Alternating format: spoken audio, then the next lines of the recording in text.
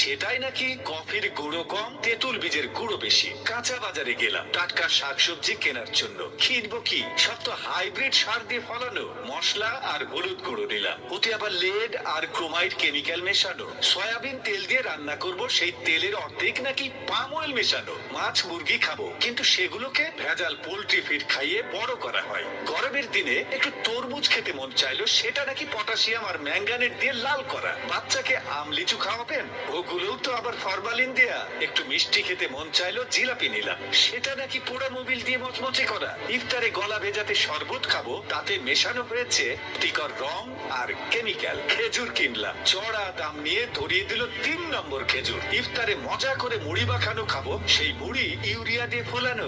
সরিষার তেল দিয়ে মাখিয়ে খাবো ভেবেছিলাম, সেই তেলেও তো ভেজাল। সুন্দর দেখে বড় বড় পেঁয়াজও কিনেছিলাম, খেয়ে মনে হলো বড়া খাচ্ছি।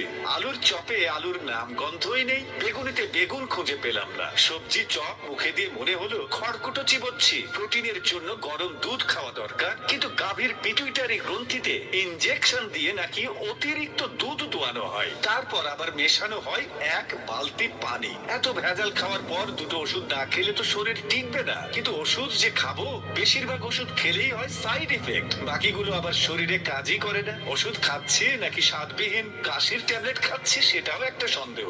ভেজাল খেয়ে পেট ভরিয়ে বসে বসে ভাবছি এই পর্যন্ত বেঁচে আছি কিভাবে। চিনি আর লবণ দেখতে কিন্তু ঝরঝরে সুন্দর, অথচ সুন্দর দেখাতে গিয়ে এই দুটো আর খাদ্যই নেই, হয়ে গেছে ক্ষতিকর রাসায়নিক পদার্থ। 3 বেলা নিয়ম করে খাচ্ছে কেবল বিষ।